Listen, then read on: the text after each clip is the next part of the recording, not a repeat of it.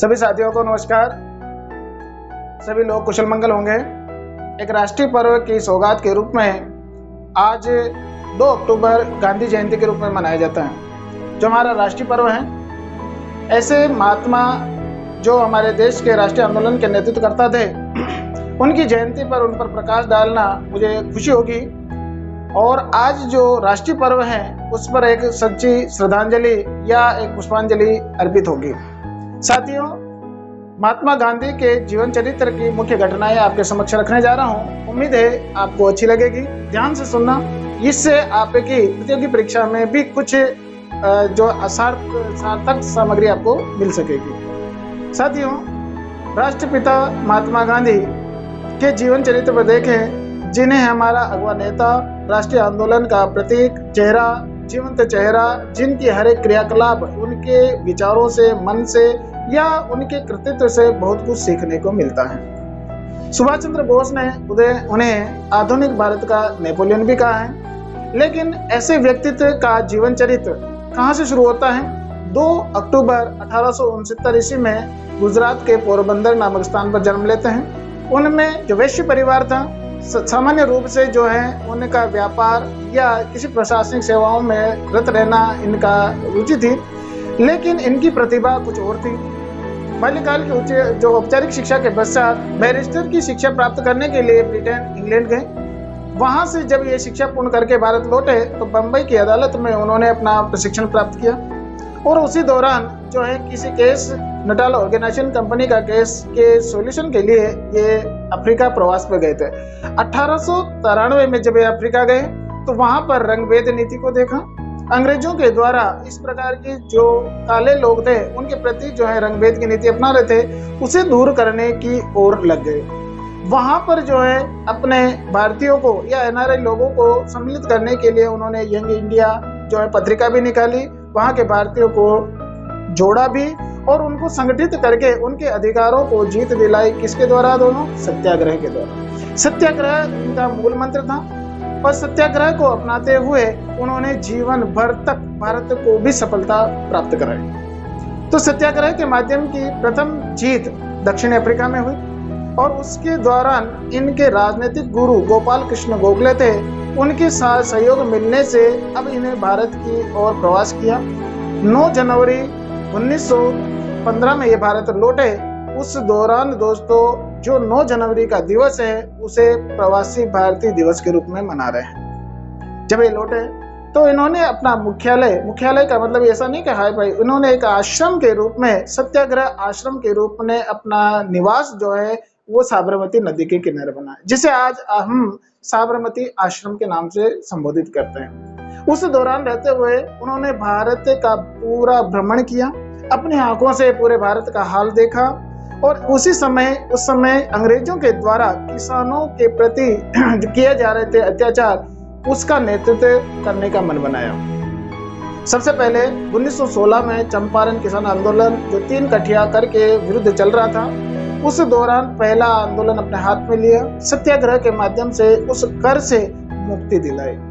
उसी प्रकार 1918 में जो खेड़ा किसान आंदोलन जो फसल बर्बादी के रूप में चल रहा था, उनसे भी अंग्रेजों के द्वारा कहने पर जो है सहमति मिली या जीत मिली। सरदार वल्लभ भाई पटेल से पहली मुलाकात भी हुई। इसी क्रम में उसी वर्ष जो है अहमदाबाद मिल मजदूर जो आंदोलन कर रहे थे किसके प्लग बोनस के कारण, तो गांधी जी ने भी सहयोग करके उन मजदूर लोगों को 35% का बोनस दिलवा दिया था। साथियों, इसी प्रकार जब ये अपने व्यक्तित्व के द्वारा जनता का हितैषी बनते जा रहे थे, उसी दौरान मुस्लिम लीग के द्वारा दिल्ली में जो है एक आंदोलन सम्मेलन आयोजित किया गया। उनकी अध्यक्षता पहली बार करी। ऐसा उभरता हुआ सितारा कांग्रेस के लिए भी जरूरत थी। कांग्रेस का जब वापस एकीकरण हुआ तब इन्होंने देखा कि एक वास्तविक नेतृत्व की जरूरत है। उस समय महात्मा गांधी अच्छे उभरते हुए चेहरे भी थे। इससे पूर्व जो हमारा जलियांवाला हत्याकांड हो चुका था, लेकिन कांग्रेस के द्वारा जो है इस समय अब विरोधाभास की स्थिति की अपेक्षा ये एक पूर्णतः एक उचित माहौल या आंदोलन चलाने के पक्ष में थे। उसी समय गांधी जी को नेतृत्व दिया गया और गांधी जी के द्वारा इस समय जो है अंग्रेजों का प्रथम विश्व में सहयोग किया गया था। पढ़े लिखे थे, नेतृत्व क्षमता थी, अब उस दौरान जब अंग्रेजों का सहयोग दिया था, तब जब ये विश्व युद्ध समाप्त हुआ तो अंग्रेजों के द्वारा भारत को जितनी शिथिलता या जितना सहयोग करना चाहिए था वो नहीं कर पाए। गांधी जी के द्वारा राष्ट्रीय स्तर का प्रथम जो आंदोलन चलाया गया था वो था असहयोग आंदोलन। असहयोग आंदोलन बनाने की रूपरेखा पहले से तय कर दी गई थी और विधिवत ढंग से ये 1 अगस्त 1920 को ये आंदोलन प्रारंभ हुआ। उसी दिन जो है हमारे राष्ट्र नायक जो तिलक जी का निधन हो जाने के पश्चात भी ये आंदोलन आगे बढ़ता गया। उनकी श्रद्धांजलि के रूप में सारे लोग इकट्ठे होते गए और ये आंदोलन किसी प्रकार की खून खराबा के ये पूरा भारत एक जनमत में एकजुट हो गया। लेकिन अहिंसा के माध्यम से जब आंदोलन चल रहा था, लेकिन इस आंदोलन की समाप्ति होती है 1922 में। किस घटना के कारण? वहां जो गोरखपुर जिले में चोरा चोरी नामक हत्याकांड हो जाता है 5 फरवरी 1922 को। वहां पर थाने में कुछ लोगों को जिंदा जला देने के कारण ये हिंसा हो जाती है, जिस कारण जो है गांधी जी को ये सूचना मिलती है, आहत होते हैं, दुखी होते हैं और उन्होंने जो 12 फरवरी 1922 को ये असहयोग आंदोलन निरस्त कर देते हैं। साथियों, ये भारतीय जनमानस के लिए दुख की बात थी, लेकिन अंग्रेजों को जो है भारत के लोगों पर हावी होने का मौका मिल गया। कांग्रेस को गैर कानूनी घोषित कर दिया और हमारे जो राष्ट्रवादी नेता थे उनको गिरफ्तार भी कर लिया। इसी क्रम में जो चित्तरंजन दास और मोतीलाल नेहरू थे, उन्होंने स्वराज पार्टी स्वराज दल का गठन किया। इसी भी उतार चढ़ाव के साथ पुनः गांधी जी को नेतृत्व का मौका मिला दोस्तों 1931 में। उस समय जो उन्होंने कहा कि कांग्रेस के द्वारा एक ऐसा आंदोलन पुनः चलाया जाए कि पूरा भारत जनमानस एकजुट हो जाए, तो उन्होंने उसी सत्याग्रह के माध्यम से दूसरा स्वरूप अपनाया। उसका नाम था दोस्तों, उन्होंने दूसरा आंदोलन चलाया जिसका नाम है दोस्तों सविनय अवज्ञा आंदोलन। सविनय अवज्ञा आंदोलन की शुरुआत जो थी वो ये थी कि दांडी मार्च के द्वारा उन्होंने प्रारंभ किया और दांडी मार्च के दौरान वे साबरमती जो अरब सागर या गुजरात के सागर पर जाकर उन्होंने दांडी तक यात्रा करके उस नमक अपने हाथों से बनाकर उसका उल्लंघन किया। इस प्रकार जगह जगह पूरे भारत में जगह जगह लोग जो है दांडी मार्च के रूप में या असहयोग आंदोलन के रूप में सारे लोग एकजुट होने लगे। इसी क्रम में हमारे ब्रिटेन में जो सविनय अवज्ञा आंदोलन चल रहा था उसके विरुद्ध वहां पर गोलमेज सम्मेलन आयोजित किए जा रहे थे। भारत में नई संविधान व्यवस्था, नई प्रशासनिक व्यवस्था के क्रम में गोलमेज सम्मेलन आयोजित हो रहे थे। पहला गोलमेज सम्मेलन असफल हो गया, लेकिन जब तात्कालिक वहां के प्रधानमंत्री पर दबाव पड़ा तो उन्होंने जो यहाँ के भारत के जो नेतृत्व करता थे उसके ऊपर दबाव डाला और दबाव डालने के बाद गांधी जी की सेवा शर्तें मंजूर की गई थी। उस समय भारत का तात्कालिक जो वायसराय लॉर्ड इरविन था उस पर दबाव आया। गांधी जी की 11 सूत्री मांगे मान ली गई और मानने के पश्चात गांधी जी ने भी इस असहयोग आंदोलन को जो है एक प्रकार से समाप्त प्राय कर दिया। गांधी इरविन समझौता हो जाने के पश्चात द्वितीय गोलमेज सम्मेलन में गांधी जी पहुंचे। वहां चर्चिल ने इन्हें भला बुरा कहा, इन्हें किसी प्रकार की गालियां देने से बाज नहीं आया, लेकिन वहां पर गांधी जी के समक्ष ये रखी गई शर्तें कि मुसलमानों के साथ भी दलितों को भी जो है उनको भी आरक्षण मिले, उनको भी सुविधा मिले, उन्हें भी चुनाव में अपना हक मिले।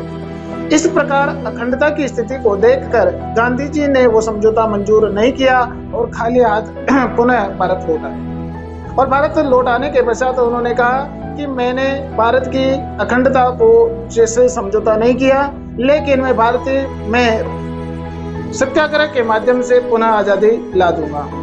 इसी क्रम में 3 गोलमेज सम्मेलन हुए, लेकिन तीनों के तीनों असफल हो गए। अब इस समय अंबेडकर के अनुसार ये था कि दलितों को भी चुनाव में या किसी भी प्रकार से आरक्षण मिले, उन्हें भी सुविधाएं मिले जैसे कि मुसलमानों को मिल रही थी। लेकिन गांधी जी ने दूरदर्शिता के माध्यम से जो है अंबेडकर से समझौता कर लिया पूना नामक स्थान पर 1932 में, उसे पूना पैक्ट कहते हैं।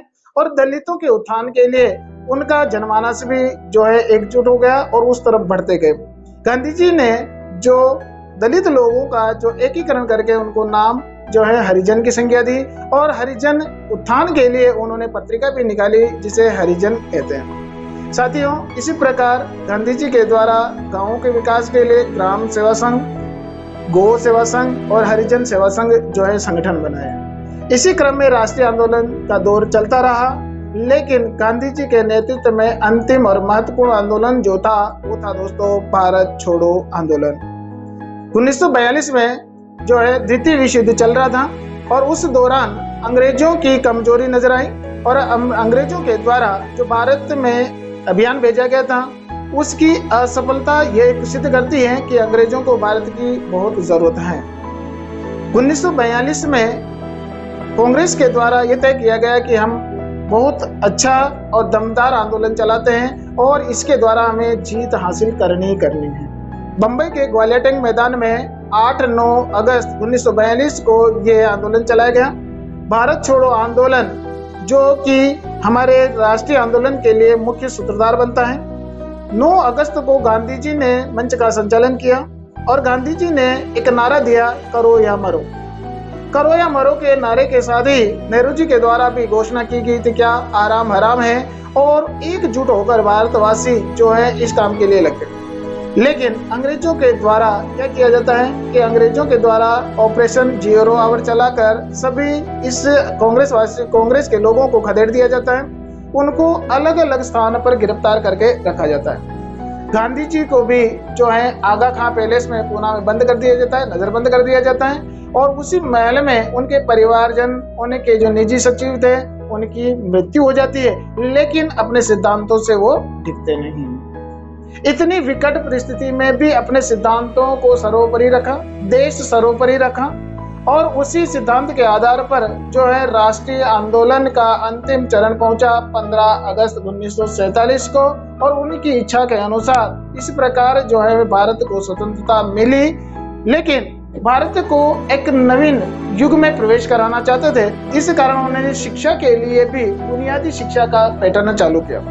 जो आधुनिक शिक्षा जो वर्तमान में हमारे प्रधानमंत्री ने जो जारी की है नवीन शिक्षा पद्धति, वो गांधी जी का एक मूल आधार है जो बुनियादी शिक्षा पर है।